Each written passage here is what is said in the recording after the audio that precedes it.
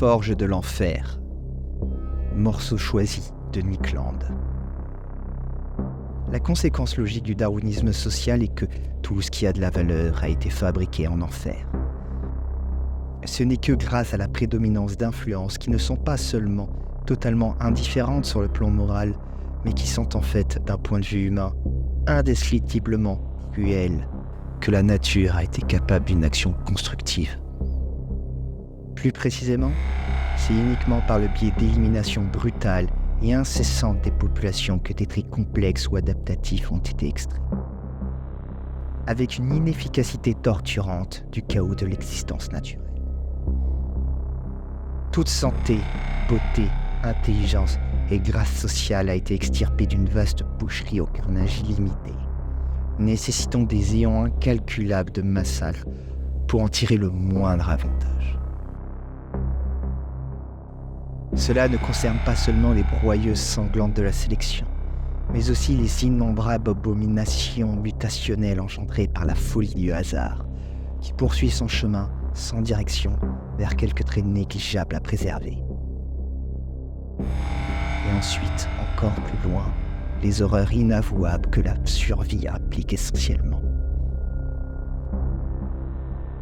Nous sommes un minuscule échantillon de matière agonisante, composé de monstres génétiques de survie, pêchés dans un océan cosmique de villes mutants par une machine à tuer impitoyable, à l'appétit infini.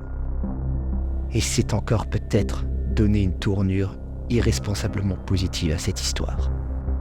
Mais cela devrait suffire pour nos besoins ici.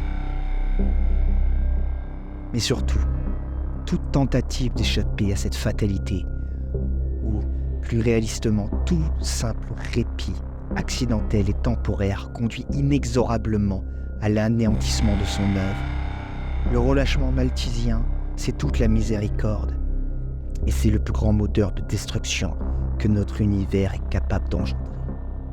Dans la mesure précise où nous sommes épargnés, ne serait-ce qu'un instant, nous dégénérons. Et cette loi d'airain s'applique à chaque dimension et échelle de l'existence.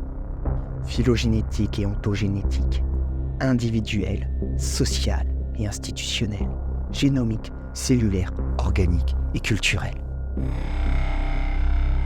Il n'existe aucune machine, ni même aucun mécanisme rigoureusement imaginable qui puisse maintenir un seul iota de valeur en dehors des forges de l'enfer.